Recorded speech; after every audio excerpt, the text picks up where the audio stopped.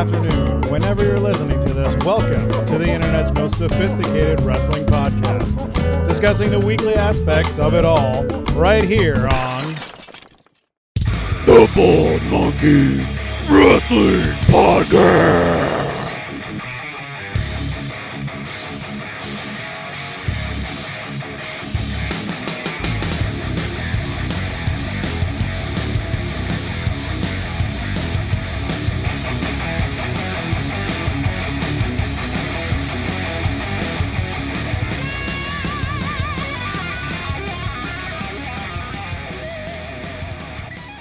So welcome everybody to the Bald Monkeys Wrestling Podcast. Oh, of course he shows up now. Who is it? Nickapedia.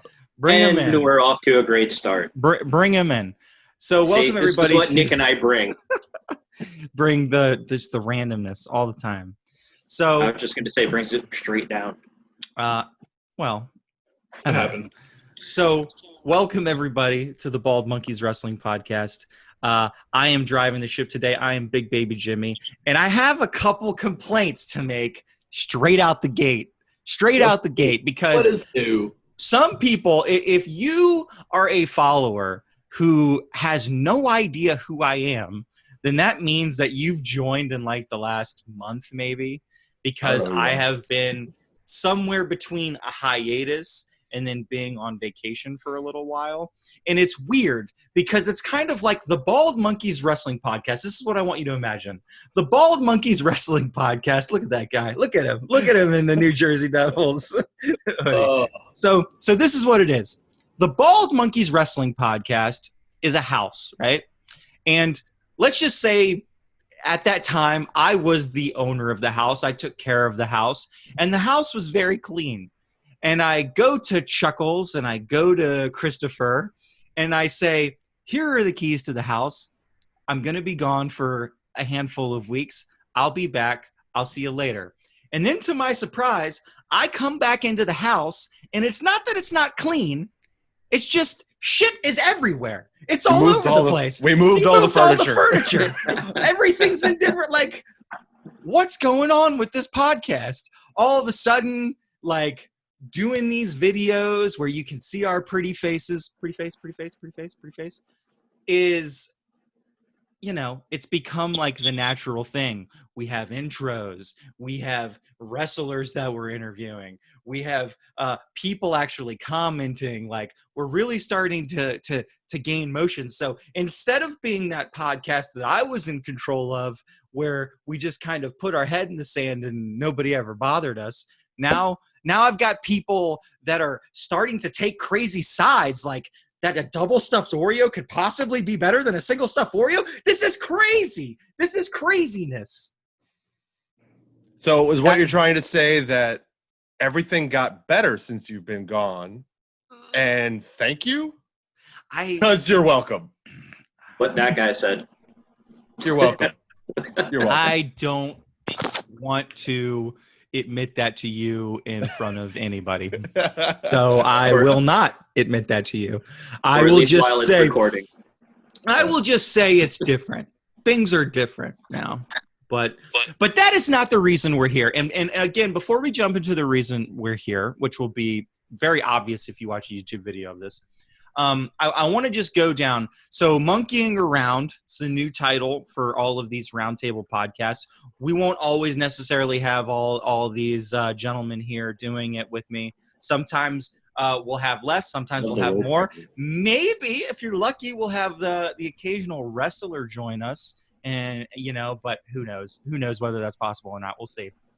Maybe. So the format that I'm wanting to do with Monkeying Around is I'm trying to do an every other week type of format. So this week we're starting with retro content. We're talking about something that's happened in the past. We all have watched it and we're going to discuss it. Next week, it's likely to be focused more around current wrestling. And because it doesn't get enough love, I would love to show some love to Impact Wrestling and to a lesser degree, I know it's not going on right now, but if NWA was going on, we'd be talking about that. If Ring of Honor was going on, we'd be talking about that. Maybe some New Japan love. And we will talk about AEW and WWE if it is a important topic.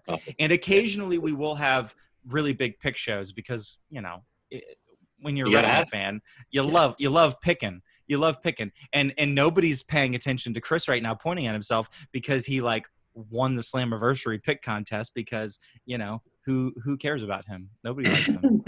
Not even his brother. No, his you know why? His brother doesn't even you know why? Because nobody cares about Impact, and they're wrong. They should care about Impact because that was one of the best pay-per-views this year. Yeah, it was a hell of a period. But what's Impact? Because let's go all the way back to the mid-'80s. WrestleMania 1.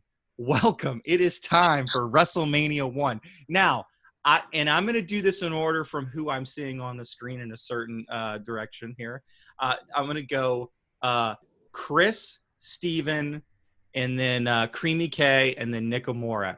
And I want you to give me 1 to 3 words to describe WrestleMania 1 now that it is 2020 and it has been a very long time. 1 to 3 words. So let's start with you, Christopher. Low tech. Steven, the boss. Stiff. Stiff? Okay, yes. Good. Creamy K. Low production. Low production. Yes. Well, for the time it wasn't. I didn't do my homework. Oh, what? Wow. It's okay. It's okay. I'm sure you'll remember some of these matches as we go over it. And really to kind of I'm going to use one word and listen, in our current climate, sometimes we use words that also are memes. And this is kind of a meme word for me. Wonderful. WrestleMania 1 was wonderful. And I don't mean that it was super spectacular. I just mean that by the time I got to the end of it, I was like, that was wonderful. So first of all, let's set the scene. Let's go over who we have in the backstage, who we have behind the announce desk. We have what was the guy's name? Alfred Hayes. Lord Alfred Hayes. Lord Alfred Hayes. And That's we've got him as basically our tweener guy. We could just go to the back to Mean Gene Okerlund, but no, we must talk to Lord Alfred Hayes first. What do we think of Lord Alfred Hayes? Anybody? I thought it was interesting where they put him because he was quite literally in the way of all of the wrestlers coming back and forth from the back to the ring. And it was one of them actually walked into him and cut him off and was like, "Get out of my way." I thought that was interesting. You could not have picked a better placement. Yeah, there was one that almost walked in front of him and then stopped and then walked around the back of him. Yeah. Yeah. Is it just me, or did he look afraid? Extremely afraid. He was in a firing squad was aiming at him the whole time because he was just standing there. Hello, I am Lord Alfred Hayes, and we are here to introduce WrestleMania 1. He did not look comfortable at all. I could imagine Vince in his ear the whole time. Don't screw this up. Don't screw this up. You're screwing this up. You're not doing a good job. This is terrible. What are we doing here? He was like, I don't know what to do. I'm sorry. He just was worried the whole time. Do you think back then Vince was even pushing in people's ear all the time? I feel like that's something that's come over years after trying to get more and more and more power. I feel like there was more trust back then to just let kind of people do what they did. And I'm sure that if you watch a lot of things, you'll notice that he took it away because some of the people didn't deserve the power. I'd have to do research and find out, but I'd be curious to see if he was still maybe in people's ear, or if anybody was in people's ears, because it didn't look like he was comfortable with what he was doing. I have to think it. So correct me if I'm wrong. If I remember the story correctly, is that Vince put out took out a second mortgage on his home to produce WrestleMania. Yeah. Is that what? That's what it was. That's So, it, yeah.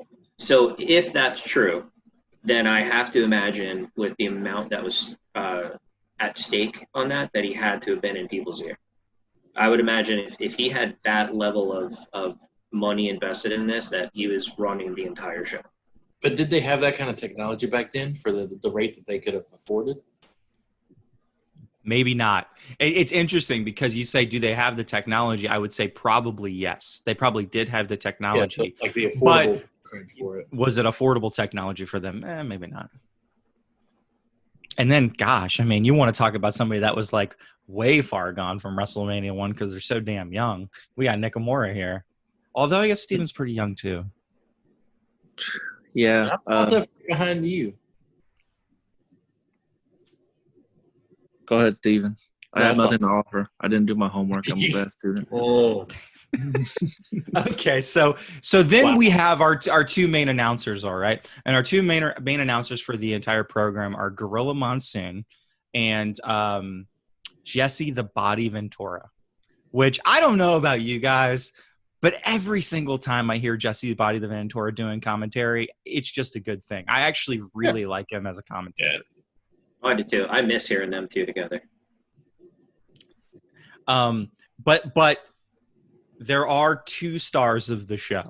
And again, we're still dealing with like backstage presences or front stage presences. And that is that every match that is announced by Fink, and that every interview that's done in the back is done by Mean Gene Okerlund. And let me tell you that Mean Gene Okerlund, for me, stole the show for WrestleMania.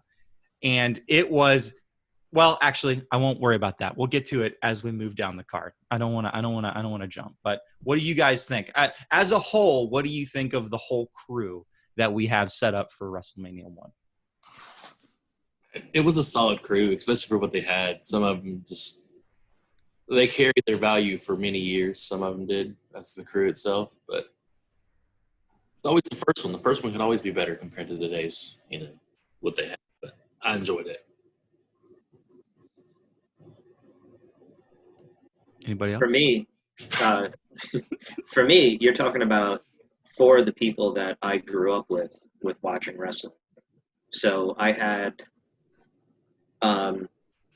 Gorilla, Jesse the Body, Howard Finkel, and then Mean Gene. That was my Saturday and Sunday watching all wrestling superstars and then wrestling challenge or vice versa. I don't remember what I have, but that's what I grew up on. So nostalgia alone,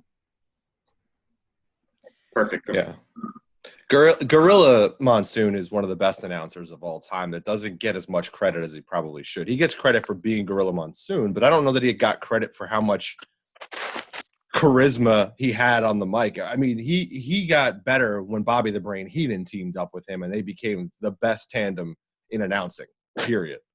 Yeah. But this was the beginning of Gorilla Monsoon, and Ventura was great. He was always the great heel announcer. The only person that was better than him was the Brain. But Ventura was really good about getting the heels over in every single match. And I think that was important about WrestleMania 1 because did you guys, as you were watching, the heels didn't stand out looking back now.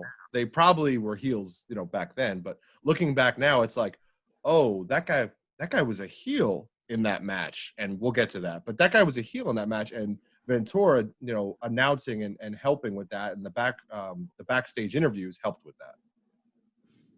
Yeah, I mean, I don't think Ventura was overly pushing heels, but there were definitely points where it was like, well, this sounds a little weird. Like, yeah, he's definitely pushing the heel at this point, especially when we get towards the end of WrestleMania. But that's been the kind of announcing setup that they've done for a long time.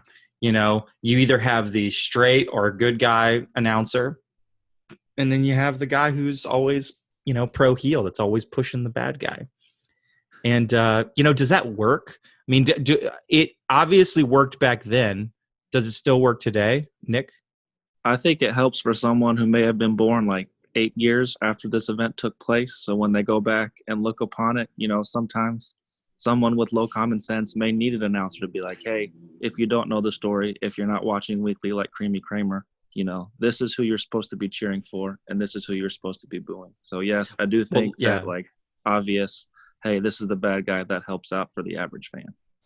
Yeah. Absolutely. So here we go. WrestleMania 1 has started. It is in, and I will have to stop and talk about this too. Where is it at, Chris? Where is WrestleMania 1 located? Is it your favorite venue of all time?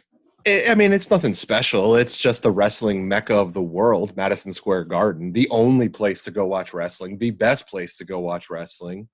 That's all.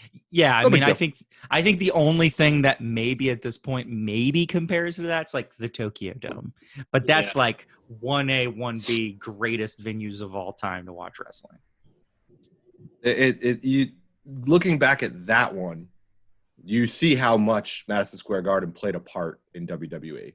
Early wrestling as a whole, not just WWE, just early wrestling. Madison Square Garden was tremendous for all of it. Yeah. Which is a travesty, right? Because the locations that they do WrestleMania at now, they hold how many thousands of people versus what Madison Square Garden can hold. And we've talked about this before. Why don't you take all those extra seats and just take all the money that those seats are worth and put that cost on top of the tickets to go to Madison Square Garden? Don't you think Madison Square Garden will still sell out? Just because it's Madison Square Garden. Yeah. You would. And you'd be going alone because WWE isn't on the... Yeah, they definitely still go there, and big things always happen when they go to Madison Square Garden. I mean, if there's going to be a house show in Madison Square Garden, something's going to be changing hands. Titles always seem to change when they go to Madison Square Garden. So here we are. We're in Madison Square Garden. We got tons of people. Jesse the Body Ventura says something about 1.7 million people all around the world watching WrestleMania tonight. And we start out with what? Tito Santana versus the Executioner. And may I say, I love wrestlers like the Executioner. Those are my favorite types of wrestlers in the business because they're so... Yeah, go ahead. T for T time. What about the national anthem, Jimmy? Oh, yeah. You blew right by the national anthem. By Mean Gene Okerlund himself. And may I say, I loved every second of it. It was wonderful. One of the best parts of WrestleMania. I don't know what you guys thought. I mean, his delivery of it was great, right? I'm sitting here and I'm like, oh, cool, WrestleMania 1. All right, cool. Let's get to the national anthem. Oh, what celebrity did they get to sing that? I forget. Who sang the national anthem at WrestleMania 1? I'm waiting for somebody to come out who's famous. And Cyndi Lauper went through my head. Like different names of people went through my head that I knew were at WrestleMania 1. And here comes Mean Gene into the ring. And I'm like, Mean Gene can sing? And Mean Gene got the crowd going. He got the crowd going. I mean, yeah. He was just like, he constantly was like, sing with me. Oh, sing. It was wonderful. But yeah. So here we have Tito Santana versus the Executioner. And again, I love wrestlers like the Executioner. I love wrestlers, and the closest wrestler that harkens back to that type of wrestler that we have right now is Question Mark. And I just think they're the greatest thing ever. It's just like plain body person wearing mask. That's it. They've got some crazy name, the Destroyers, the Executioner, something like that. And that's about it. Are they compelling wrestlers? Was this a compelling match, boys? No. No. Going into it, who's going to win this match? The two things that I wrote down that stood out to me were how loose the ropes were. Yes. I don't know if you guys noticed that, like how crazy loose the ropes were. Where it's like, holy cow, they're going to fall out of the ring. Like these ropes are not tight enough. And just the figure four, getting to the figure four for Tito, like that was it. Like there really wasn't much else in the match where I was like, oh, cool, a decent match. And then I just spent some time trying to figure out who the executioner was.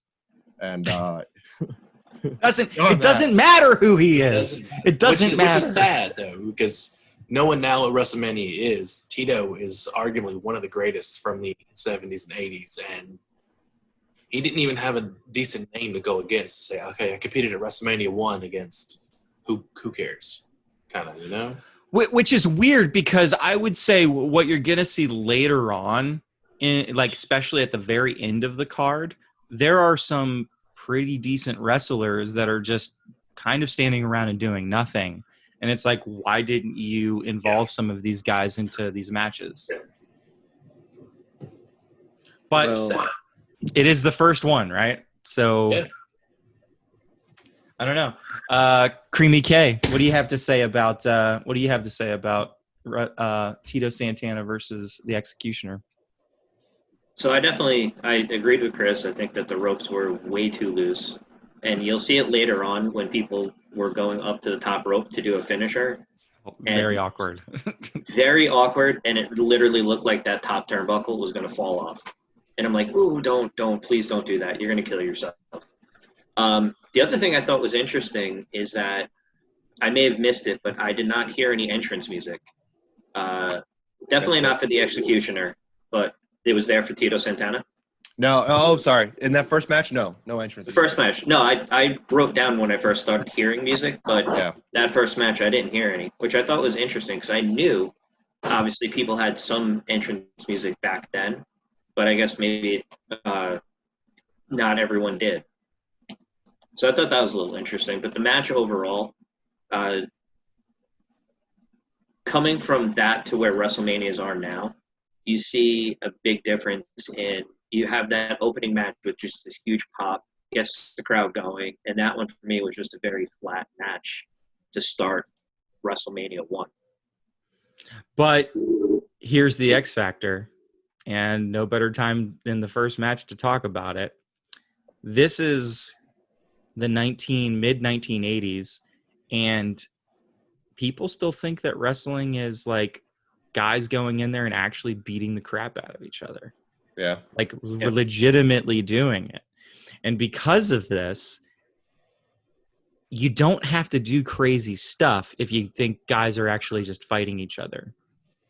You know, you punch somebody in the face, that holds more weight than nowadays when they punch somebody in the face and it's just like, well, you know, they're eating the punch as they're taking the punch.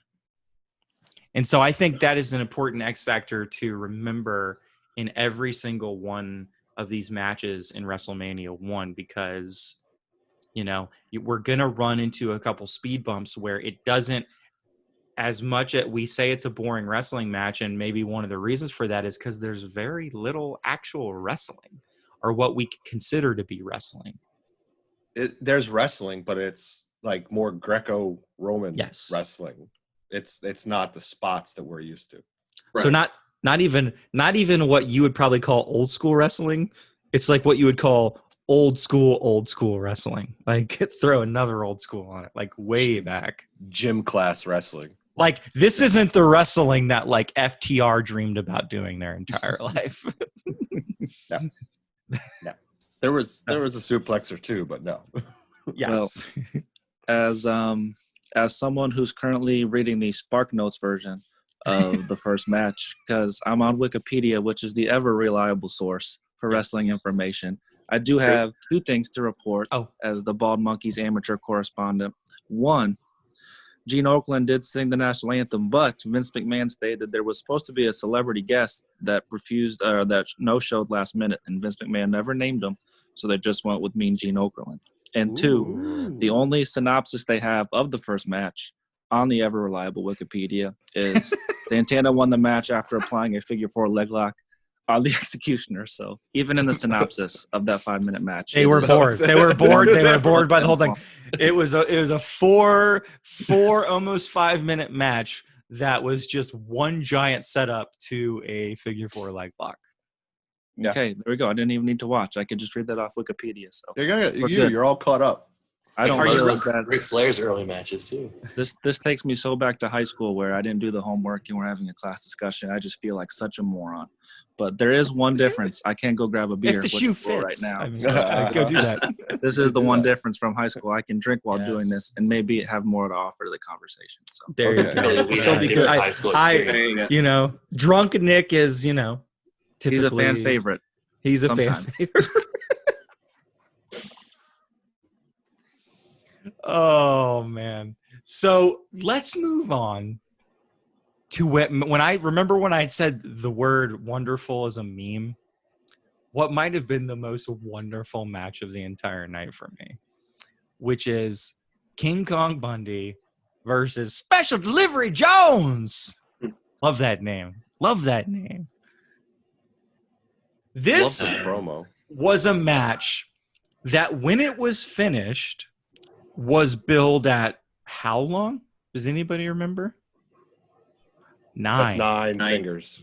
9 full seconds. Now, funny, because I watched the match and it ends, and then they say 9 seconds, and I'm like, wow, I must have been so into that match that time slowed down.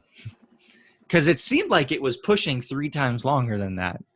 I'm like, well, let me go watch it again. Let's see if I get so much into that match again that time slows down. Because what we may have found here in WrestleMania 1 is an effective way to lengthen your life by 3 times. Like all you do, this is what you do. You take King Kong Bundy versus Special Delivery Jones, and you just play it on loop for the rest of your life. You just make sure it's always playing near you. And it's that whole match, bell to bell. And you think you're going to live to 100? Heck no. You're going to live to like 200 and something. Because it just slows. You just savor every moment. I'm, of course, joking. Bell to bell, this match was 24 seconds. No, it was 9 seconds. No, it was 24 seconds. No, they said it was not. It's a record. It was 9 So seconds. wait a second. So here's where I'm irritated at Vince. What does and he Wikipedia does. say, Nick? Just poking it. Gotcha. Hold on. I'm already there. No, it brings it up. It says the WWF's official time for the match was then a record of 9 seconds, but it was surpassed by The Rock defeating Eric Rowan at WrestleMania 32, although that match actually lasted 17 seconds. So, Wikipedia, folks. Yeah. Which is still faster than the 24-second match that they It called is. 9 seconds. It is because it wasn't 9 seconds. It was 24, 25 seconds. It really was that long. But I'm so So- upset for Special Delivery Jones. I Is know.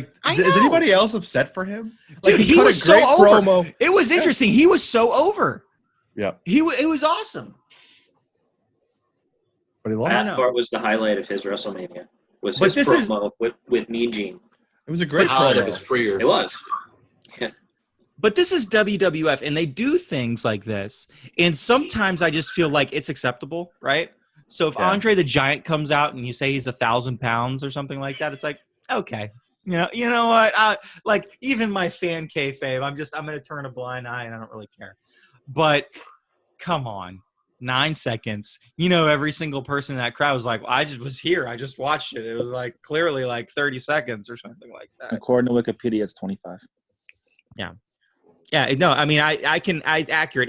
If we're being really precise, I did time it, so it's probably rounded up to 25. It was like 24 and change.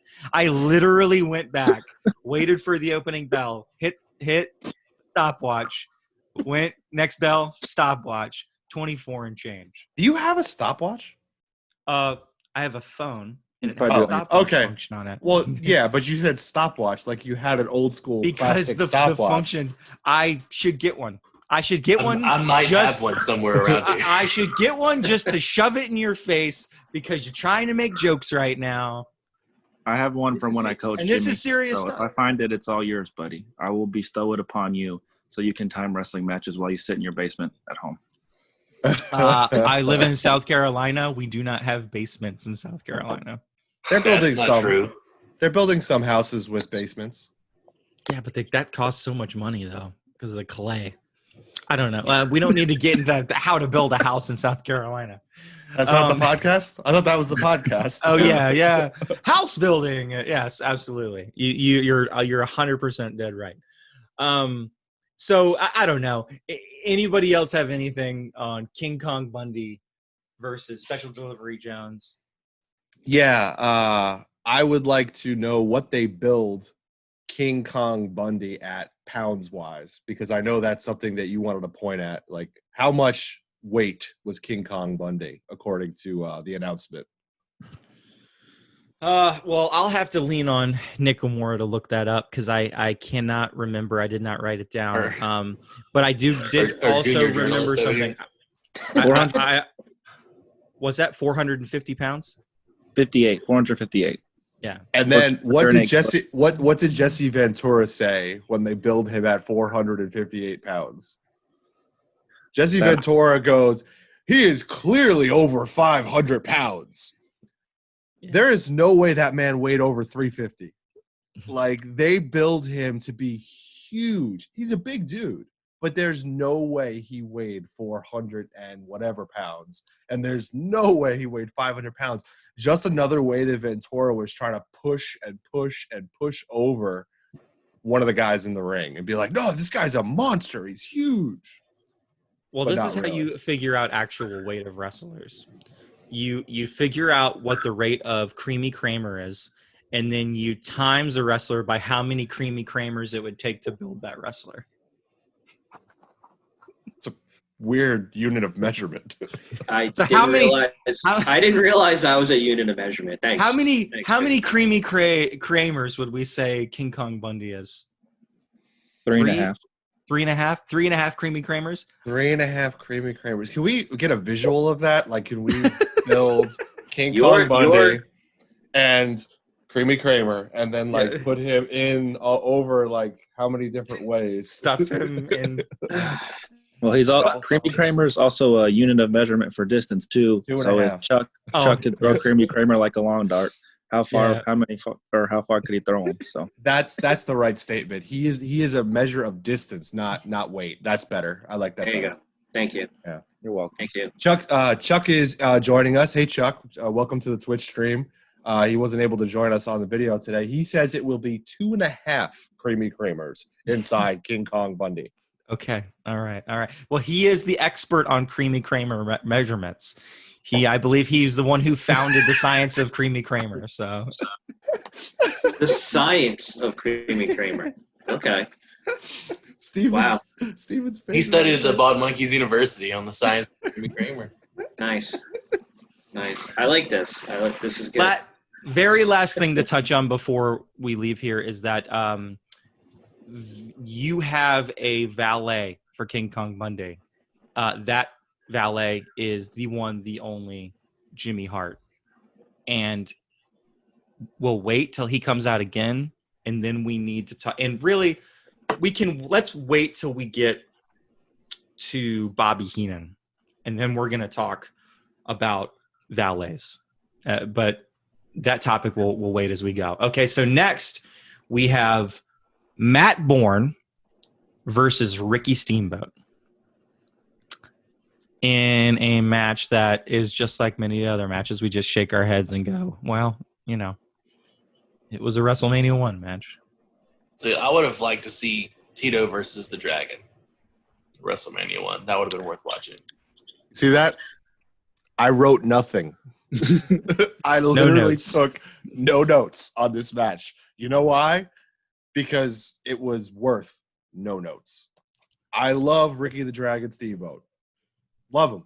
But that match was worth no notes. It was a filler match. It was a pee break match. It was, if you put it in today's world of WrestleManias, it was the match that nobody watched and you want to follow because it's an easy one to follow.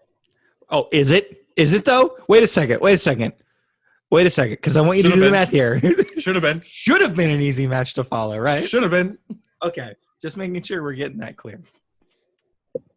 What else, boys? Any of you guys have any thoughts on Ricky Steamboat? He deserved more Just like with Tito, deserved more for his first WrestleMania match. Deserved so much more. Pair them up. That Yeah. would be great. Yes. WrestleMania 1. Imagine if we were talking about WrestleMania 1, Tito Santana versus Ricky the Dragon Steamboat. Like, go back and rebook it. Imagine that. Imagine that. It's what we're doing every day here at the Bald Monkeys Wrestling Podcast. We're monkeying around, and we're just building. We're rebuilding history. The butterfly effect. It would change everything. Who knows what would have happened? Who knows what world we'd be living in? If we had booked wrestling from day one, you know what would have happened? They would have been out of business. There would be flying. There would have been. Give us more credit than that. There would be flying cars. That we would all be living on the moon. It'd be a great time, and everybody would still think that wrestling was like legit. Nobody would have ever broken kayfabe, and it would be like, you know, If you could have booked it from day one, you could have booked it from day one. Would Hogan be as big as he is, or what? Hell, no. You like that? Get that tune? I got that. Yeah. So Chuck brings up an interesting point. Was there even storylines built up for WrestleMania 1? Like leading up to WrestleMania 1. I don't. Wikipedia doesn't have this answer, Nick. Were they able to build up storylines? What shows were they doing? What were they building towards? I know. I mean, there's definitely some. As we get through these matches, I think we could touch on some of the storylines because there's definitely some history with some of the wrestlers. Well, the main event had people hosting Saturday Night Live together and building, and some of these the stuff we've covered so far. No, it was just they wanted to get names on it because it's the first WrestleMania. They wanted it to be big. Each of them has had that one person that it's worth a name. Even the other, not like a big match that we got coming up. It's just to get the name recognition on the card. I think we're 2 matches away from actual storyline build up before the actual match. So I think the front half of the card, no, there was no storyline. It was just, this guy's a young Tito Santana. Look at him wrestle. This guy's a young Ricky Steamboat. Look at him wrestle. This is King Kong Bundy. He weighs 1,000 pounds. You know, that's basically the build up for those matches. Well over 500. I have the answer was on Wikipedia, by the way, jerk. If you want me to read it, if you want me to read it aloud. He doesn't do his homework, and he's just like, he is Wikipedia. Wikipedia Nickapedia. Chuck is normally Wikipedia, but apparently Nick is filling in today. I had to fill his shoes today since he's not on the podcast. That's what good friends do. So smelly shoes. Do you want the answer or not? I'm waiting. Yes. We're waiting on you. So for the first WrestleMania, McMahon began cross-promoting with MTV, which aired 2 wrestling specials. The first one was The Brawl to End It All, aired on July 23rd, 1984. And that had some stuff. And then at the War to Settle the Score on February 18th, 1985. So those were the 2 things. That's like might be my favorite name for a special ever. The War to Settle the Score. Two specials to kind of build up to this big pay-per-view event and all that stuff. So I don't know about you guys, but I think we're on to something here. What if we just record Nick reading Wikipedia wrestling events? You guys want followers and clicks? There you go, buddy. He just reads the Wikipedia. I will watch the next one, all right? I'll do my homework next time I come on, all right? I feel bad enough. I think whichever one's Nick's favorite WrestleMania, he can't be a part of until he makes up for this. Well, actually, though, because remember at the beginning I was talking about, every other week doing retro. Well, we were watching wrestling with Chaz last night, and he was like, "Oh, well, I hope you do." And it was, what was it? No Way Out 2004? Yes. Yes. 04 had a lot of good events. Special request for a pay-per-view for us to review. And I thought, wow, you know what? That's an even better idea. Latino Heat. Creamy Kramer picked WrestleMania 1. He wanted us to give this a shot. And I think if we don't have any ideas or any requests, we should keep going with that. But the next one we do is going to be No Way Out 2004. And the one we do after that, who knows? Maybe you watching right now, maybe you can choose. Maybe you comment on this video. Maybe you comment at Twitter. Hey, we really want you to watch this and review this and talk about this. Yep. We'll do it. Maybe we can put a couple polls out there, see what people feel. Yeah. Well, we don't need to do it yet, right? Because Not yet. No. We got a few weeks. We know what the next one's going to be. So we're talking like 5 weeks away, something like that. That's all right, though. That's all right. We got some people watching. We got some people not talking, but we'll get them. We'll get them talking. Yeah. We're not going anywhere. How many watchers we got on the whatchamacallit? 3. Big 3. And Is I'm that one. including? Yeah, I was gonna. Yeah, that's you, Chris, Jimmy, and then Chuck. So No. Yeah, where? No. No. I believe, let me see. I believe Vape Bros Vape is in the chat right now. you Not go. talking, but that's okay. I could see you. All Oh, right. man. So next creepy. next match on the card. Next match, we have Johnny Valiant coming out to the ring with his competitor Brutus Beefcake, and then David Sammartino coming out with his father Bruno Sammartino, in what we can only call, I don't know, trying to sell David Sammartino with an old Bruno Sammartino. I mean, that's basically what this was. 100%. If you've followed any of David's career with it, they just used him to bring Bruno back into it, to get him back into the ring eventually later on. I'd never cared for the Beefcake, whether it was in any company. I don't know what it is. It just didn't do it for me. And I didn't care for at all. I disagree. I think that yes, Chuck agreed. Brutus Beefcake from Parts Unknown. That's how they build them, right? I mean, From Hogan's back pocket. yeah. I don't mind Brutus Beefcake as a wrestler. I was always fine with him. Now, this match, was I fine with this match? No. But I think that's more David Sammartino really not being a great wrestler. Great It was wrestlers just- can it get was- great matches out of bad wrestlers. I'm just saying. He looked odd. Did you guys notice how big his tights were? Like he wore the old school like tights that like covered his belly button, and he was out there like trying to grapple with. I mean, Brutus Beefcake is the beginning of really good 80s wrestling, like the beginning of really good 80s characters, right?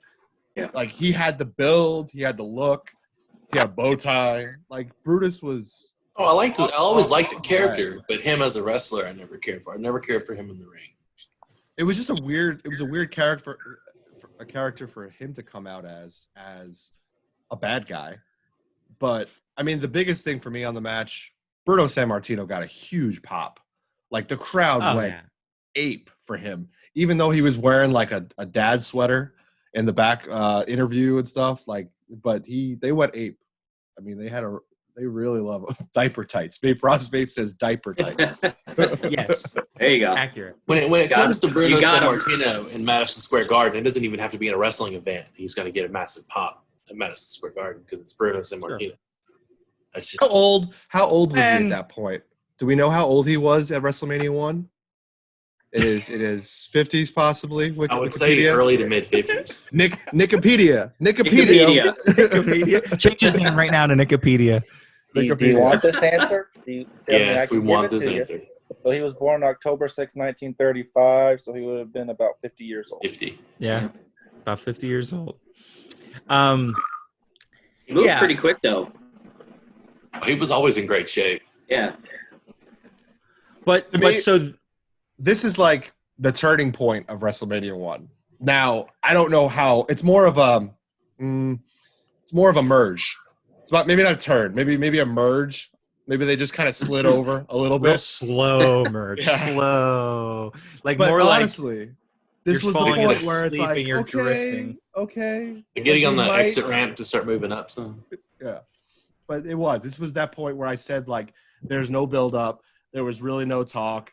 We get to this point. It's like, okay, they kind of got Sammartino in it. They brought his son in with his diaper tights, and we're going to have a match with Brutus Beefcake, who eventually we know is going to be big.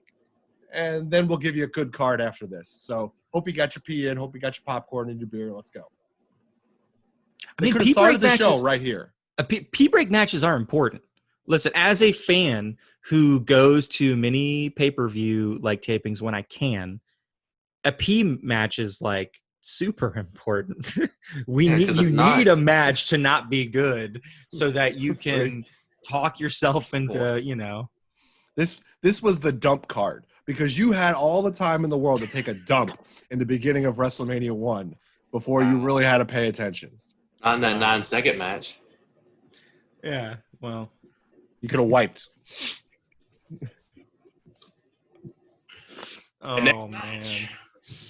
All right. So, yeah, with that, well, it's important to say, so Brutus Beefcake, David Sammartino, that match ends double disqualification.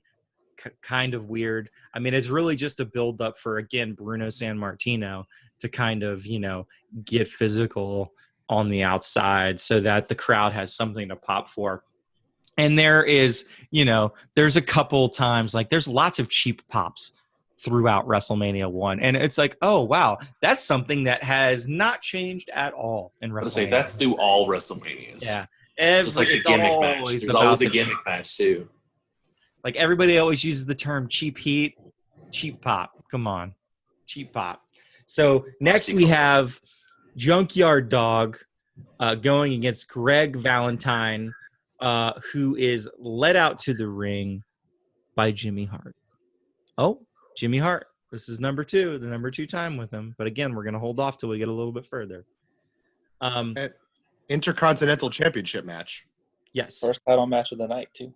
Was a title match that I think I could say most of the people in the Bald Monkeys, if we saw this finish in a current WWE pay-per-view, we'd say, oh, there you go, WWE with their really bad finishes.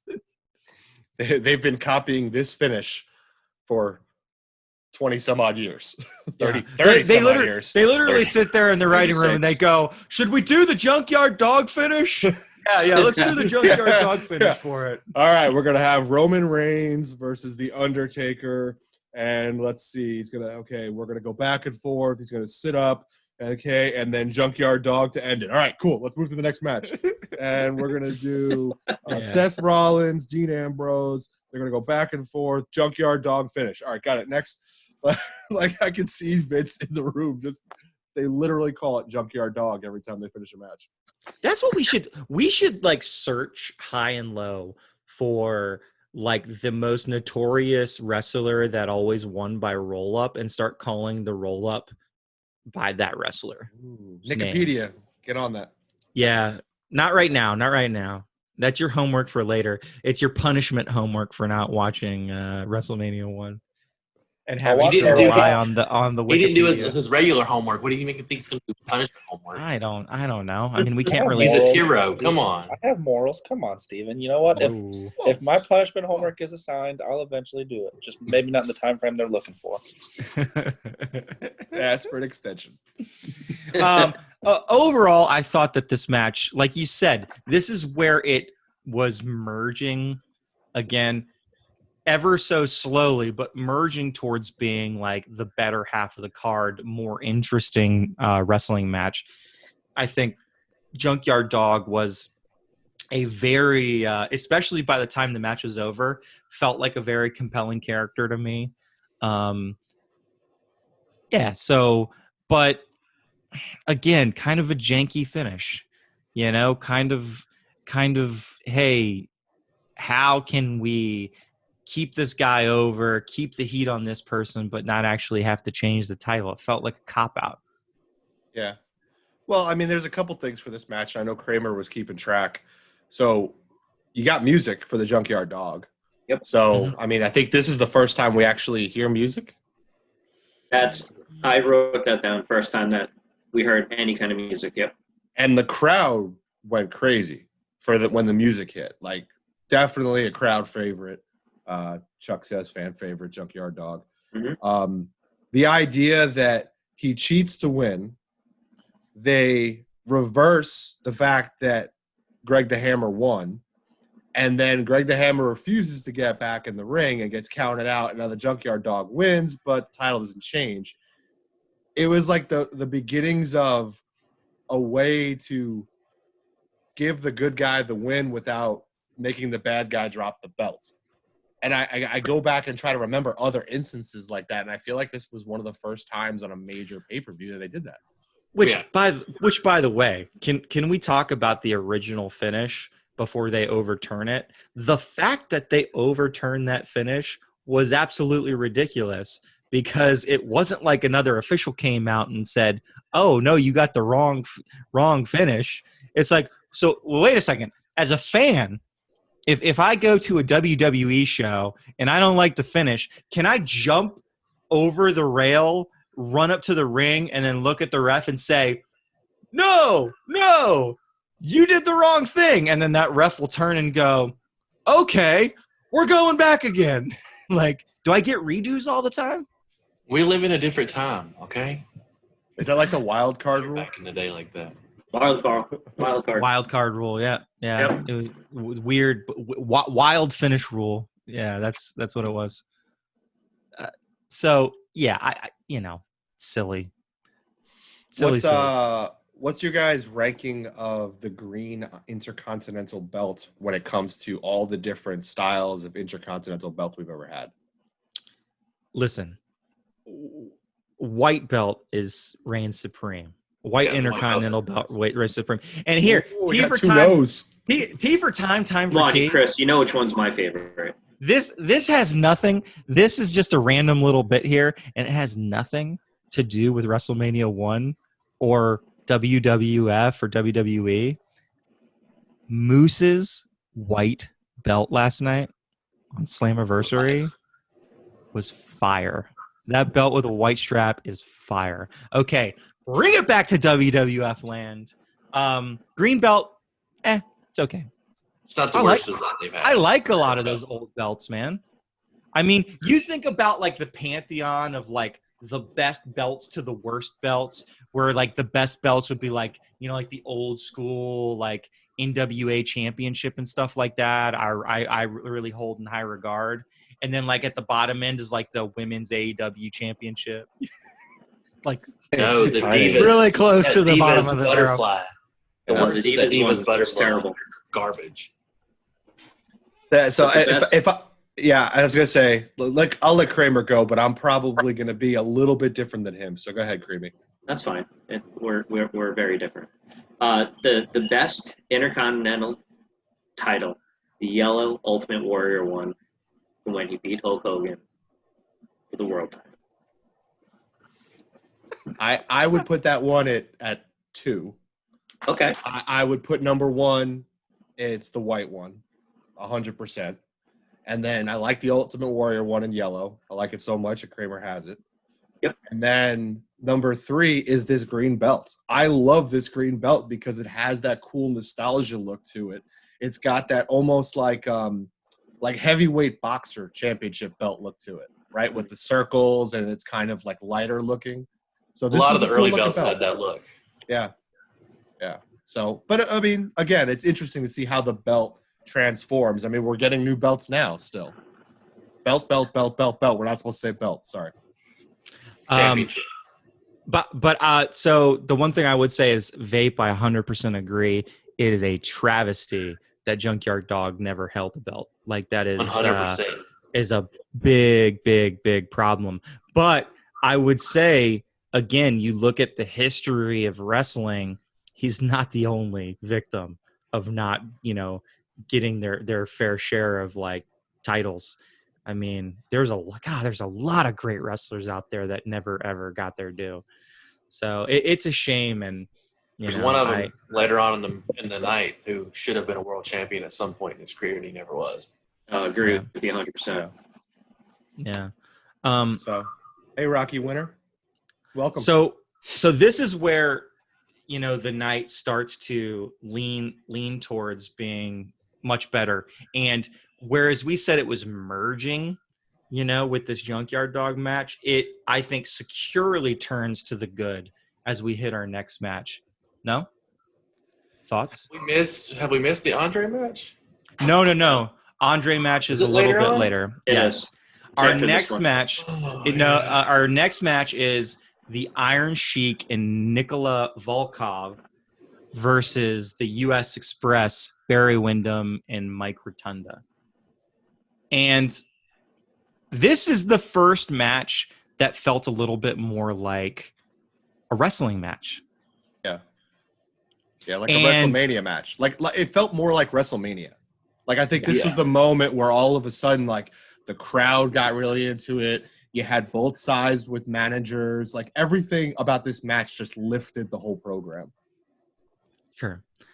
I Sure. also think that it's important, again, we keep having these valets. Everybody's got a valet. Freddie Blassie is a valet.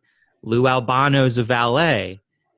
So it's something you just don't you don't see very much right now. And again, we're going to talk about it after the next match, but everybody has somebody. Everybody's, being let out by somebody. It's weird. It's weird how it was like that back in the day. But I think the stars of this are Hey, thanks for following, Rocky Moore. are the heels. Iron Sheik and Nikolai Volkoff, they're the reason this match works. And this is another thing where we talk about cheap heat, cheap pop. Because it's very much like, Iron Sheik talking against America. Yeah, exactly. Just constant USA chants all the time. I love them. What'd you boys think of the match, though? As the match as a whole. I loved it as a whole. It might be probably my favorite match on the card. I just love watching the Iron Sheik wrestle, though. Love watching those. Look at those boots. It's beautiful. His whole gimmick, like he lived it. I mean, even today, he still lives that he's this bad guy, and it's perfect. It fit the style of wrestling they had back then. Perfect character work, perfect heat. It was great. I loved every bit of it. Yeah. I would say that if you don't follow the Iron Sheik on Twitter, you don't need to follow him, but every now and again, go onto his Twitter. The dude says the craziest stuff all the time. He's great. He was doing it on the mic back then. Like you could tell, like he got on the mic, which we didn't talk about. How cool is that old school mic that comes down from the ceiling at MSG? So it's like this crazy gangster double setup mic with like arms sticking out. And so the Sheik is like getting crazy. America, Stig, Russia, and Iran, #1. Like he's just yelling at the crowd. And they begin throwing stuff from the crowd. This was a trend for the rest of the night. For the rest of the night, by the way. Do you guys remember that? Like, I don't remember stuff actually being thrown in the ring until like WCW days. No, like I remember it from WrestleMania 3. WrestleMania 3 was like that. Again, my memory is crappy because, head injuries. But like, holy cow. Like, I was like, they threw stuff? Like, people like were able to throw stuff at wrestlers? Like, they were trying to peg people with, I don't know if it was cans or cups or something, but they had molten heat in there. It was great. X Factor, though. Remember? X Factor. That contributes to it. I mean, not only do they really dislike these characters, but back then we still have a bunch of people who are like, this is real. This is what they stand for. They really hate America. So if they're in America, we hate them. The Iron Sheik might have really hated America, though. I think he does. I think he still does. Yeah. Now Volkov's like a really nice guy. And he tries really hard to like sing the Russian national anthem. And you see he's actually trying to sing. Like he's not trying to be a heel, which is funny to me because a lot of times heels will sing and they'll try to be bad. Like they'll try to almost sing off key so the crowd boos them or something. Like he was like, oh no, I could sing and I'm going to sing my national anthem, as well as I can. So where the microphone came down and the camera placement, the microphone was just like this over him. So while he's singing, you couldn't see his face at all. I thought that was fantastic. Intentional or accidental, that was perfect. Well, remember we said low production, so it's definitely not intentional. True. But The one thing I do want to point out is the interview that happened before the match took place with Mean Gene. The Iron Sheik called him Gene Mean. and I'm sure that wasn't on purpose. I'm sure that was just he just blurts out stuff. The Sheik never his English is terrible. To this day, his English is terrible. Yeah, he did do it at the end. So after the match, when they interviewed him again, he did call him Gene Mean again. So either he messed up twice, which definitely could be, or maybe he really did mean it. But I thought that was great. Gene Mean. Gene Mean. What about you, Nakamura? Mr. Homework missing individual. What'd you think? Nickapedia. Get her What right. does Wikipedia say?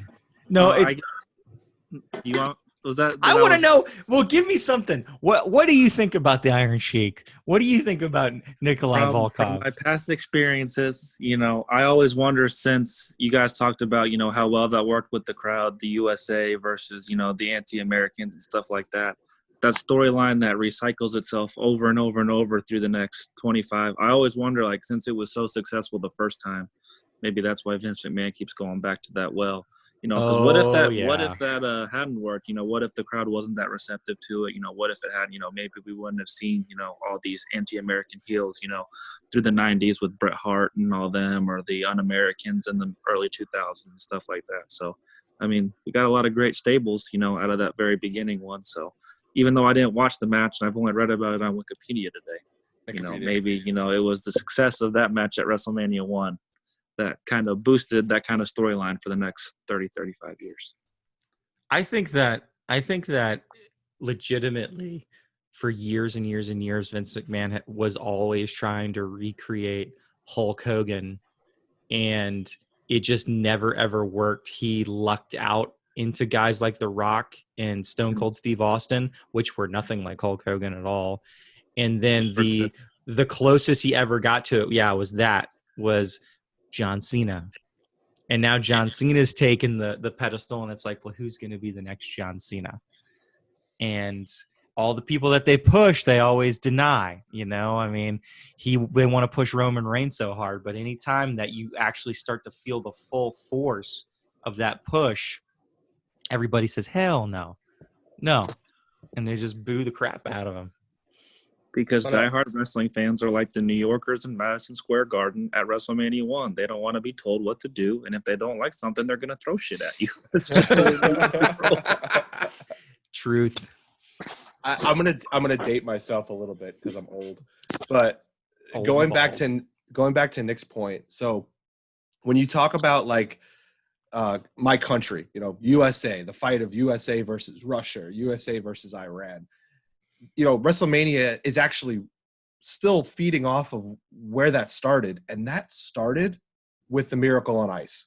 That started in 1980 when the Miracle on Ice hit and everybody in the country got so patriotic.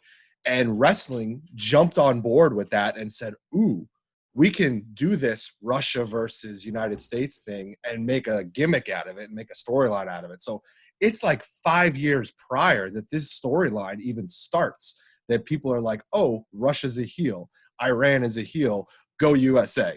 So it's interesting because it still to this day works, right? We're 40 years later from Miracle on Ice, and that's still 100% a storyline that's going to work. I know, I'm almost 40. I know. I'm old. Very old.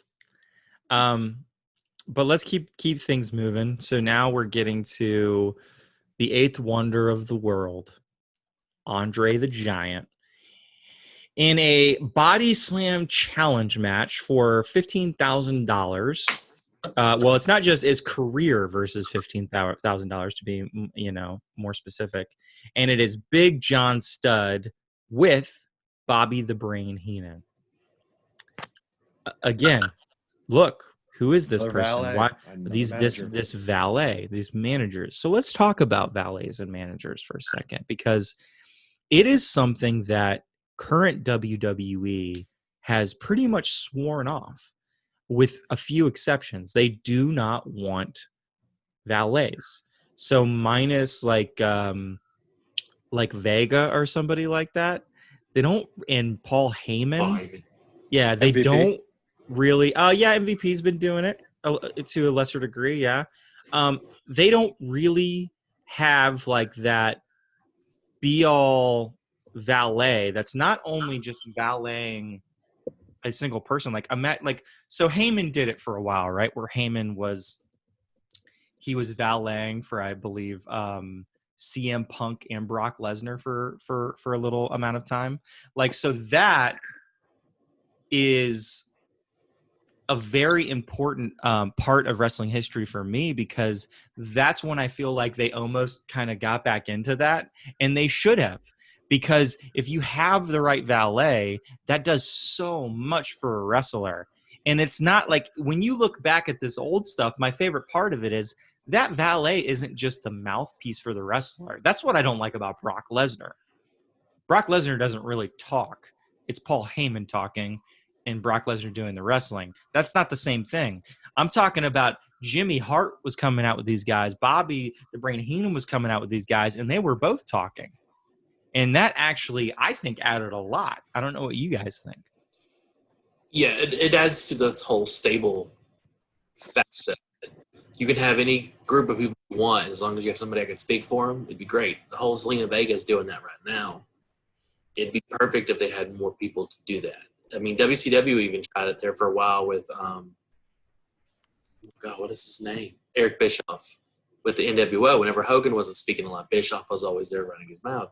Having that heel kind of character can make even the weakest faction look strong, because they can focus on what they're doing in the ring and cheating and being slimy, and let somebody else get all the heat for them on the mic. If it's executed right, it's beautiful. I don't think we don't have the same talent in the valet world that we had back then. I think people are more directed towards being a full-time wrestler than being trained to be a valet. I think back then there was guys who were like, you know what? No, this is my lane. I'm going to be a manager. Jimmy Hart was a manager. That was it. Like, he wasn't a wrestler, where a lot of guys nowadays, you train to be a wrestler. You find out that maybe taking bumps is not your thing. Maybe you can't be, work another wrestler very well. So you become a manager. It was like, well, plan B, I'll be a manager. I feel like back then these guys were coming in and it was like their wrestling career was either over, or they were specifically just a manager, and that's what they were trained to do. And they added so much to the people they were managing. Jimmy Hart had a different jacket and megaphone for every person and team he brought out there. Like, that's dedication to the character. It's not just, well, I'll just wear a suit and I'll go out there and stand against the ring and slam on the mat. I joke about Arn Anderson right now with his stupid playbook with Cody, but you know what? It's a layer. It's adding to it. And I appreciate that. They need to add layers to these characters, because they're not just a figure standing in a cutout, just standing at the ringside. They're actually a piece of the story, and they need to add to it. Can I drink? I would also say that current day, I tweeted about Robert Stone the other day. Robert Stone, He didn't like it. He didn't like it. He told me to shut up. But you know what, dude? You could be. I mean, I don't know why you're telling me to shut up when I'm trying to, talk A-listers into joining with you. But like, you could be the best manager. The best manager. I mean, he's got like the full character to be a manager, and I don't even mind like the goofy thing. I just wish like he could still do the goofy thing and nobody could take him seriously. But if he has the people to back him up, he's still a good manager. Mm-hmm. So He's got all the chance in the world to be really big right now, and he could be like a Jimmy Hart. He could be a classy Freddie Blassie. Like, he could be that great manager that goes with the champions on the good or the bad side. So getting back to this match a little bit, again, cute little WWF bag filled with $15,000. My favorite moment of the night is when they're backstage. Mean Gene Okerlund is interviewing them, and they have it open, and Mean Gene keeps like looking over and trying to reach down. They keep like smacking his hand. Drop that. Get away. Get away. Mean Gene was just awesome. It was small bills, wasn't it? Yeah. Of course. It was like fives. It like looked like crumpled up $1 bills. 15,000 crumpled up $1 bills. There's a couple of fives in there. Maybe a 10. Yeah, maybe. No 20s. No 20s. No, definitely no $100 bills. Oh my god. Monopoly money. Maybe. Well, you would have to ask the people in the front row. You would have to ask the people in the front row. Because Does Wikipedia say that? Does Wikipedia tell us if it was real money in the bag or not? What's the matter, Nickapedia? You don't like when I call on you? I don't think I got that answer. He is the kid in the back of the classroom that didn't do his homework, that's trying to sit quietly and hope that no one calls on him. And you're Maybe supposed the teacher to have my back as a fellow student, and you're out here throwing me under the bus, brother. This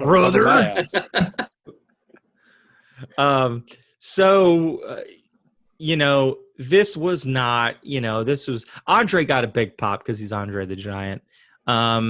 Wasn't a very interesting match. I think you guys would agree to that. I mean, I don't know that many of these Andre matches are super interesting. It's always just like, I shake you, I smack you, I throw you. And then he's a big old dude. And then abruptly, Andre picks up Big John Studd, body slams him, takes the bag of cash. Oh. He weakened his leg first. There you go. Weakened his leg that first. was if you listen back when Nick goes and does his extra work. When you listen back, and he actually kicks Big John Studd in the leg, and Ventura and Gorilla Monsoon are like, he weakened his leg, and that's when he was able to reach underneath him and hoist him up for the body slam. And that was an annoying echo. Don't do that again. And then here comes Andre the Giant. He grabs the bag, opens it up, begins to start throwing money into the center front row on the opposite side of the camera, which causes everybody to cheer really loud initially before they grab the bag and then run away with the money. Was that the first time someone's ever made it rain? Did Andre start that? I think we should. Oh, that's a T-shirt. Yeah. That is a T-shirt. Andre the Giant going.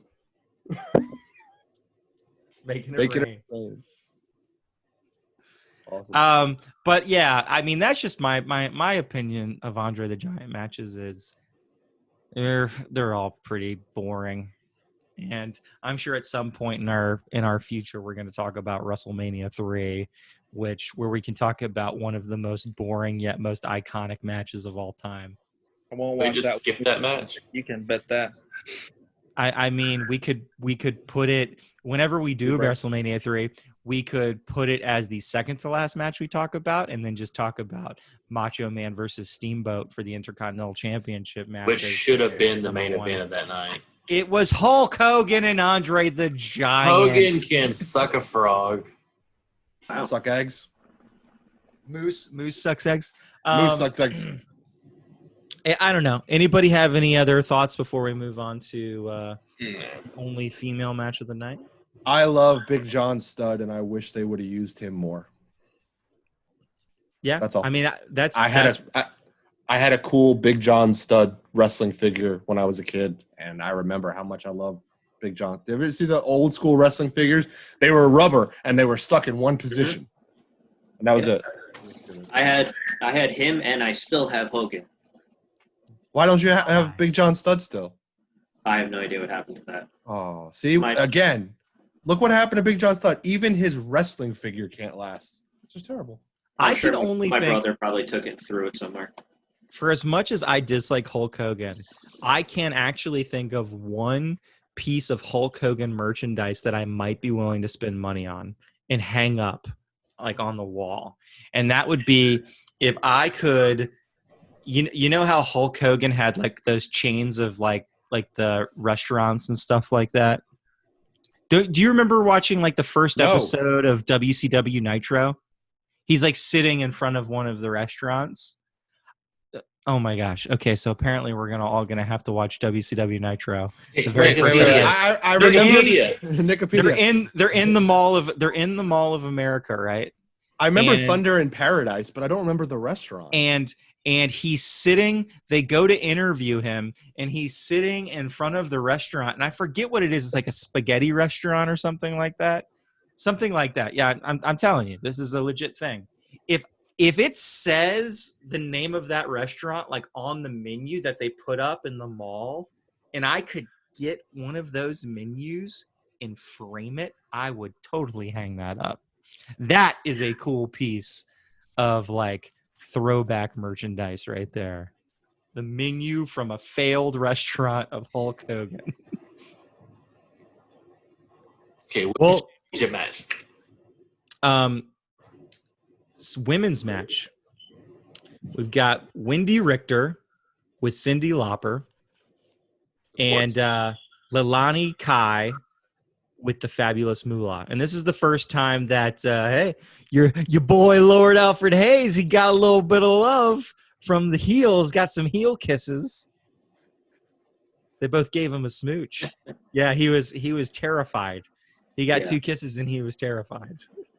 I mean, I might have, no offense to her, but I might have back then been pretty horrified if I got a kiss from the Fabulous Moolah too.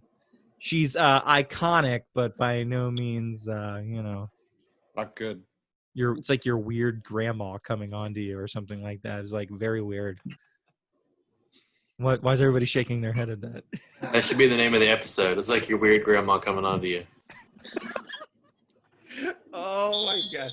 And you know what? That's so funny for so many other inside joke reasons too.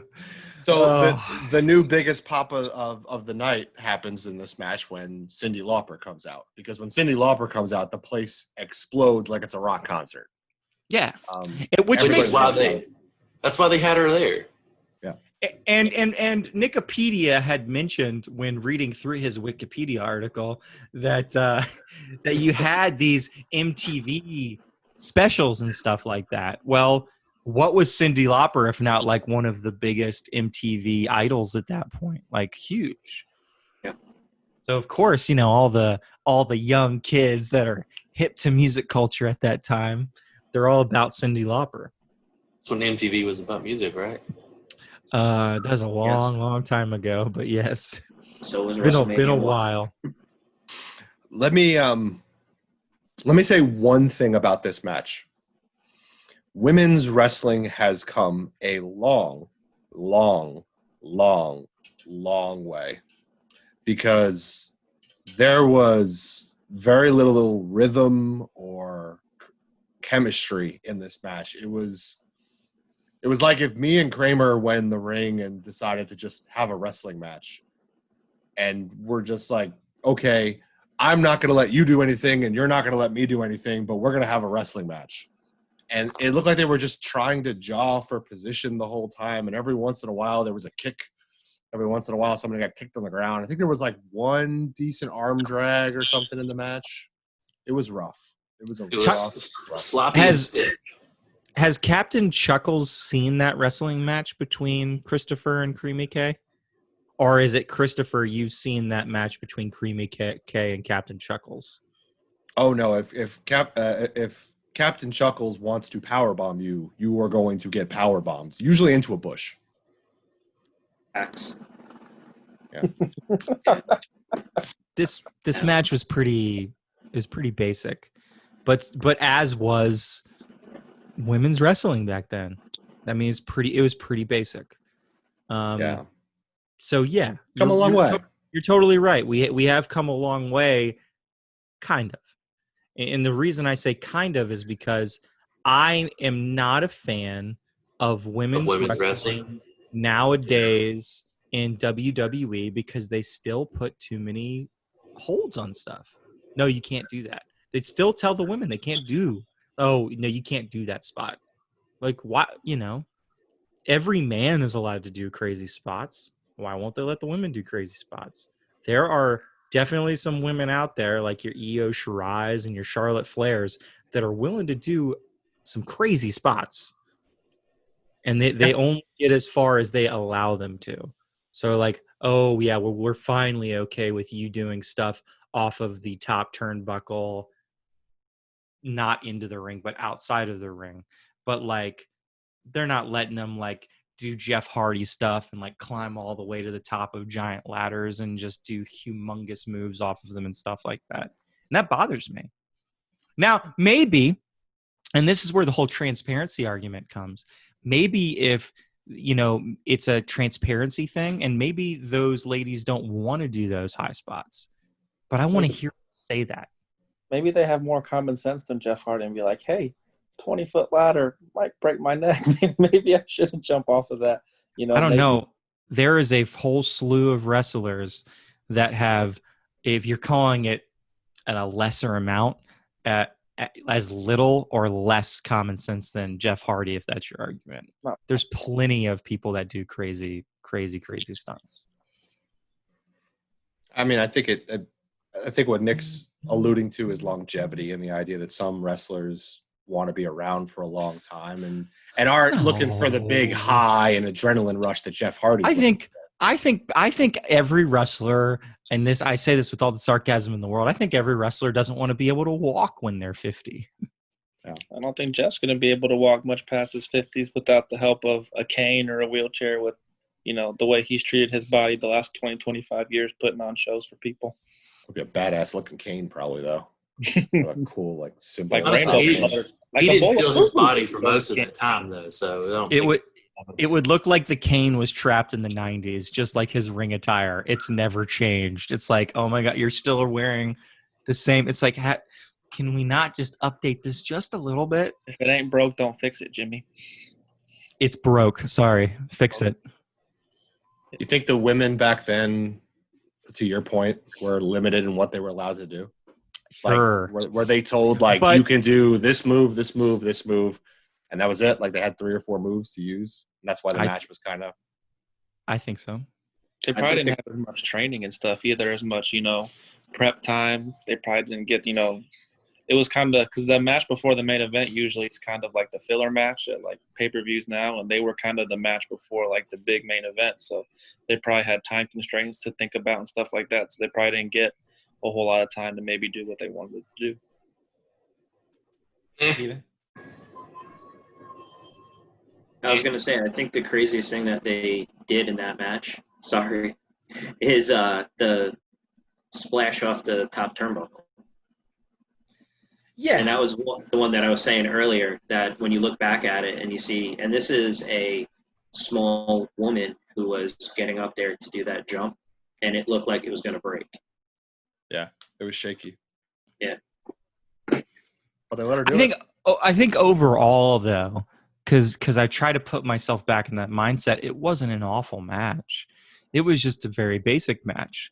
So for a women's match back then, I thought it was, kind of entertaining, but it was about as basic as the first half of this card. There wasn't anything, and it was interesting. I don't know that any match ever went like too far off the rails, except for the Hogan match. That match was off the rails, and that's what's next. We've got Hulk Hogan with Mr. T being not quite valeted, but like coming with Jimmy Snuka, right? And then Paul Orndorff and Roddy Piper with Cowboy Bob Orton. And that's when I was talking about, you got Cowboy Bob Orton and you got Jimmy Snuka. Why aren't they being used in the card at all? But I would argue, Chris, from watching this pay-per-view, that, and I don't know if you were arguing against this or not, this was the biggest pop of the night, was when Hogan came out. Or when Muhammad Ali came out. It was very big when Muhammad Ali came out. And Muhammad Ali was... Well, actually, I get too far ahead of myself. We have a guest judge. And as was it ring announcer? Mm-hmm. Liberace? Oh, it's timekeeper. Oh, Timekeeper. sorry. Yeah. Liberace was the timekeeper, Yes. and the Yankees manager at the time, Billy Martin. Billy Martin, Billy Martin, yeah. is the A ring legend. announcer who's reading directly from a card and not reading very well. Yeah. Madison Square Garden, of course, Billy Martin's going to get over. Liberace's where it was like, okay, well, this is the weird, random stuff that I like, and actually hits the non-meme version of wonderful. I thought Liberace coming out was just great. And he got in the ring and he was just soaking it all up, and it was ridiculous. His kick line with so it's not just him. It's Liberace with the Rockettes. Yeah. So it's Liberace with this is the epitome of the first ever WrestleMania. Like this is the beginning of the cheapness of the pop. This is how we're gonna go grab the Rockettes. We're gonna grab Liberace. We're gonna grab Billy Martin.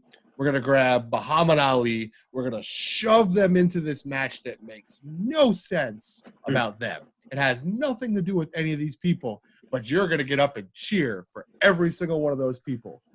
And that was the moment where it was like, oh, we could do this every year. Just bring random people and get a pop from the crowd. But what was interesting was I was watching it and I was thinking to myself, this is random, but it's kind of working for me. And I've never said that about any of the modern day WrestleManias. Every single time they bring celebrities in, I'm like, this is just the worst. Like, get them out of here. We don't need them. And maybe it's because WWE, I'm sorry if this sounds like a complaint. It definitely is. WWE over the past had hoarded so many wrestlers that all of a sudden, you're not using people in WrestleMania like in modern times. And it's like, why aren't we seeing these people wrestle? And to a lesser degree, that happened in WrestleMania 1. But it wasn't nearly as a travesty as like some of the previous WrestleManias we've watched, where it's been like, how are these wrestlers not wrestling during WrestleMania? Because they didn't need to. I kind of liked it. I kind of liked to. I kind of like the celebrities.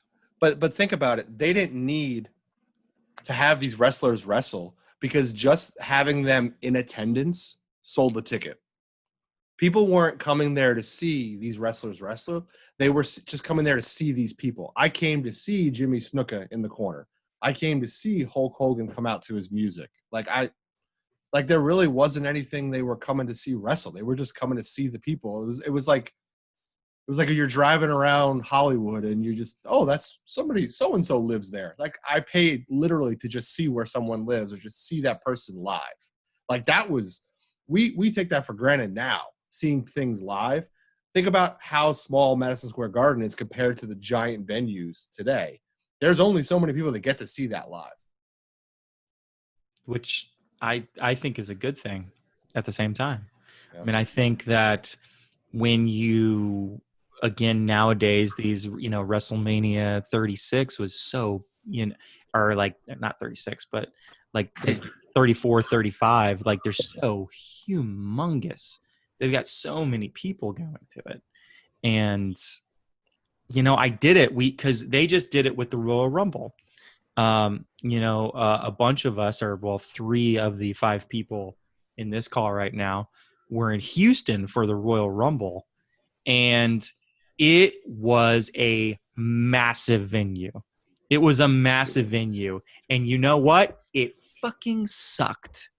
It was awful because the production team alone, like, they were never showing, like, how I know Edge came out? Because his music played. I didn't see him for like 5 minutes, but like, we heard his music and everybody freaked out. But I was far enough away, but also close enough to tell you 100% that everybody else was just cheering for his music. That's it. They were just cheering for his music. They couldn't see him. You know? That's okay, but time out. That's no different than Madison Square Garden at the time in WrestleMania 1. Think about WrestleMania 1. Go back and watch, Nick, and see WrestleMania 1 where Hulk Hogan comes out and his music hits. What was everybody cheering for? Because they could They're see cheering Hulk for the Hogan? because he was back in the because he was hadn't walked out yet. I get you. What's up, Nick? So with our Royal Rumble seats, the way the entrance ramp was like kind of staged, that was true for every single wrestler that came down the whole night. You didn't see him until they actually stepped foot in the ring. So I don't think Madison Square Garden was that bad. And as much as it pains me to say, I agree with Big Baby Jimmy. He's 100% right on this one. But that's just like an off topic, that has nothing to do with WrestleMania 1. Not really.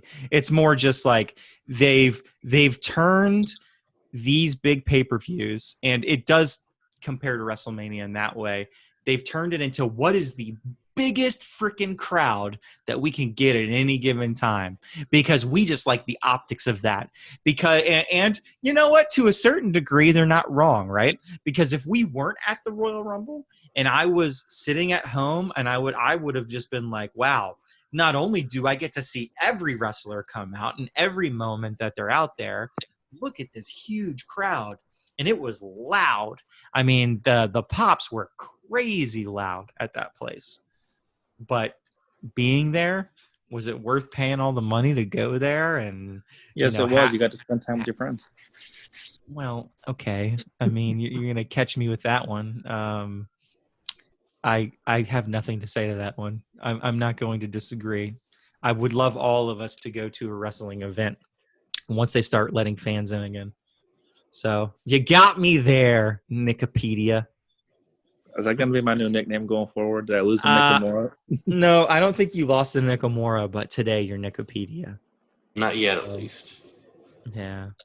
So, but yeah, so Hulk Hogan, Mr. T, Jimmy Snuka, Paul Orndorff, Roddy Piper, Bob Orton, and this match, before it even started, was off the rails, and it never was on the rails, really. It reminded me, I mean, if this match happened today, it would have been the exact same thing that I say all the time when we're watching these crazy tag matches go off the rails, which is like, ref, do your job. Like, why are there two people in there at all time? Why aren't you counting this guy out? Like, he needs to, be on the outside or whatever. I thought Muhammad Ali personally was very entertaining. There was definitely a time where I was thinking, if I was Vince McMahon, I might be like, tell him to get off the side of the ring. Tell him to get off the side of the ring. Because at one point he was kind of blocking the angle of one of the cameras. But it was fun to see him trying to enforce. He was doing better than the other ref. The other ref was just letting everything go off the rails. Muhammad Ali was at least trying to say, nope, only one person at a time, and was literally chasing people down to make sure that happened. What'd you guys think about the match? I just love Roddy Piper. He's great.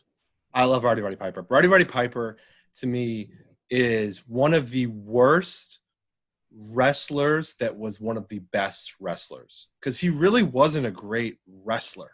If you look at Roddy's matches, a lot of them are just brawling, right? A lot of punches, a lot of grappling, pokes in the eye, sleeper holds.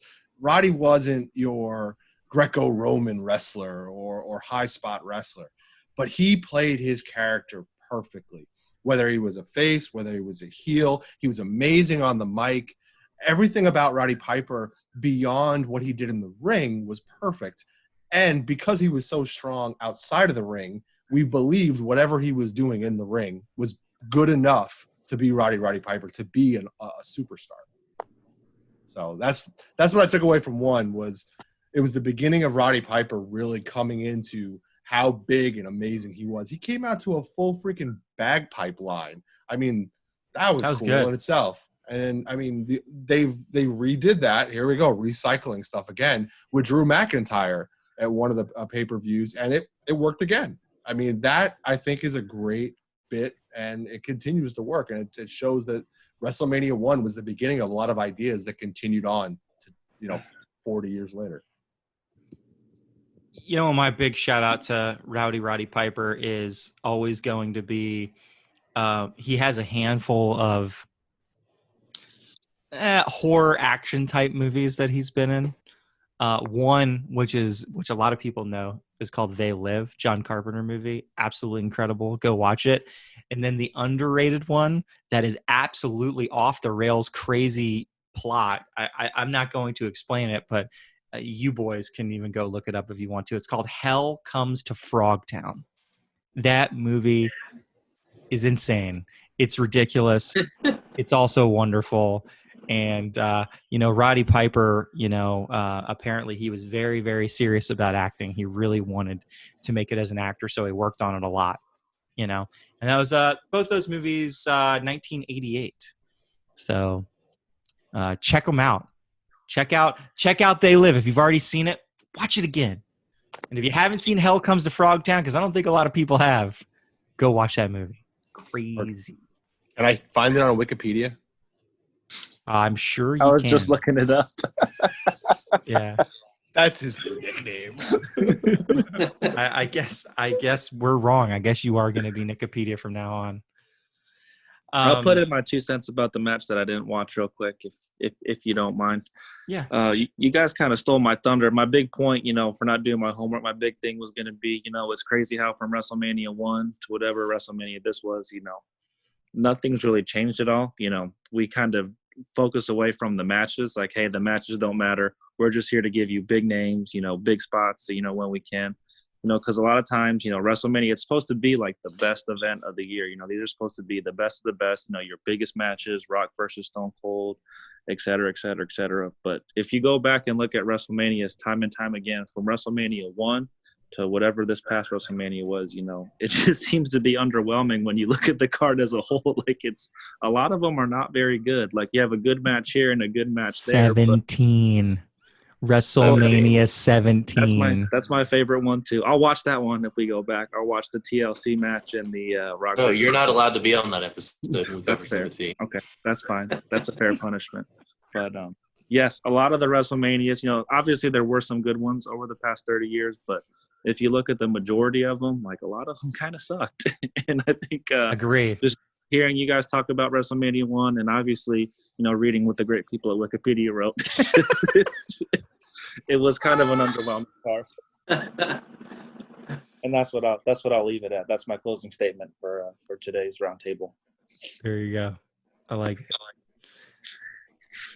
What do you guys think? Any closing thoughts about Hulk Hogan and Mr. T versus Paul Orndorff and Roddy Piper?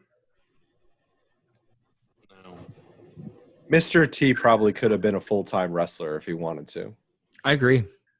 He made too much money outside of wrestling to really care to be. Yeah. But it'd be interesting if you put Mr. T into the Attitude Era and put him at his age at WrestleMania 1, but in the Attitude Era. Could Mr. T have been that superstar like The Rock? Would we have seen Mr. T form into a movie star and one of the top wrestlers in WWE? I think you would have. He had the ability about himself and the charisma to do that. He's a walking character. He is Mr. T. It'd just be interesting going back. I don't remember how good he was in that match, and he really did. He looked, we talk about celebrity matches where these guys come in and they're not great. He came in and just did a great job. I agree. He actually did some wrestling moves, whereas with the celebrities, generally you get them, may do a couple of chops in the corner, a couple of punches, but not to the level that he was doing. Yeah. Cool. And I think my final note that I would like to say about the last match and Hulk Hogan in particular, and we say this a lot if you've listened to us a lot, it's that other than that menu that I was just talking about, pretty much dislike everything Hulk Hogan except for that damn theme song. It might be the best damn wrestling theme song in all of professional wrestling. There's wrestling themes that I really enjoy, and a lot of times it's because they're tied to wrestlers I really like. This is a theme song that is tied to a wrestler I do not like, and I still think it's the best. It's so great to hear it. It's such a good, like, I'm gonna pop like crazy to this theme song. So if you don't have goosebumps and your hair doesn't stand on your arms when that music comes on, you're not a wrestling fan. You just obviously don't like wrestling, because that's the one song I think that every single wrestling fan has no power over. That song controls all of our emotions. We can't control ourselves. There's just something about it. Well, there's a couple, right? I think it's like that one. Whenever you hear the Rock's theme actually go, if you smell, like people just go nuts. If you hear the Steve Austin glass break, it's just like you just go absolutely crazy. Like, yeah, I mean, all that stuff. Or if you hear the Hurricane Stand Back, you might jump up out of your seat and scream like a little girl. No, he grabbed my hand. He grabbed my hand and he started jumping up. And he's like, I was very excited. I had to brace myself. I was bracing myself for impact. That was pre-Chuck killing a little kid. That was pre-Chuck killing a little kid. Oh, I'm sorry. It wasn't a little kid. It was an of age young man that almost got his head torn off. Yeah. That's a different podcast story. Oh, we've told it before. I don't know what episode it was. Go check. Yeah, I don't know. Go back and look. But so let me at least wrap up this portion of the podcast here, and then I can stop recording, because I am recording this part in particular for YouTube. So again, I think WrestleMania. Let's give it a grade real quick. Let's say 1 out of 1 to 10. Give it a grade for, I don't know. What do you think? What do you think, Christopher? 1 out of 10. This is gonna be a hard grade for me, even when as I'm thinking about it. It's hard to grade because obviously it's the first one we're grading, so I have to take that into account, where I have to leave room on both sides, the lower end and the upper end, obviously. Obviously it's not going to be over 5. It's going to be below 5 because it wasn't great. It was an unbalanced show. I feel like it got a very slow start. I feel like there was moments of pop, but as a whole wrestling show, that if I had to pay for it, and at the end of paying for it, would I go, man, I got my money's worth? I'd probably put it at about a 4. Okay, 4 of 10. How about you, Kramer? Or Steven? Go ahead, Steven. Sorry. You're moving around on me. Yeah, quality-wise, I'd say a 3 or a 4. Star power-wise, I'd give it about a 7, because they had a lot of stars on there. They just didn't use them for anything. But, yeah, match quality and everything, yeah, about 3.8. 3.8. Yeah. I didn't know we had to go by tenths. How do you use the? I don't know the creamy, math yet. So sorry. It's only distance. Oh man, we could have totally did that. We could have been like 3 creamy Kramer. I give this one a 4 on the creamy Kramers.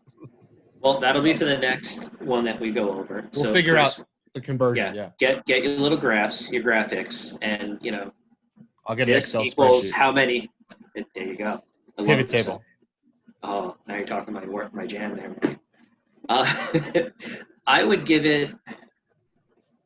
It's hard because you look back at what you see today and what we've grown up watching, and progressively, the production, the characters, the athletic portion of it, everything has increased. So to any grade that I think I'm going to give it, I don't think I'm going to do it justice. So I'm going to say I'll give it a 5, only because that's like your benchmark, right? So you start and then you know where you have to go from here. You either go higher or you can go lower. So there's definitely going to be ones that you're going to see, well, they've improved greatly and you're going to be pushing 8, 9, and 10, but then there are going to be some that probably are going to suck. So I think a 5 is probably a good benchmark to go for a grade. Nickapedia, What does Wikipedia say about what this grades on a scale from 1 to 10? They do have reception and reviews on there, but I will not read those. What I will say is, it was kind of transcendent. It was the first, major wrestling pay-per-view. So there was never really one huge one like that.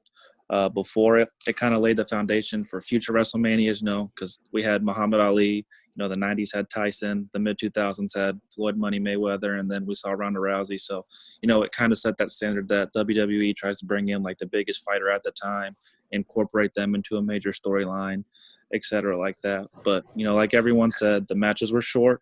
They weren't, the best booked, I guess. You had a no finish, you had a count out and stuff like that. So I'm gonna go an even 4, just because I'm sure we'll watch worse. I'm sure I'll suggest worse, but there's obviously much better, and maybe I will watch those. There have been 36 WrestleManias, and when you compare all of the WrestleManias together, or at least I'm trying to in my brain, I know for a fact that there are WrestleManias worse than this, but not many.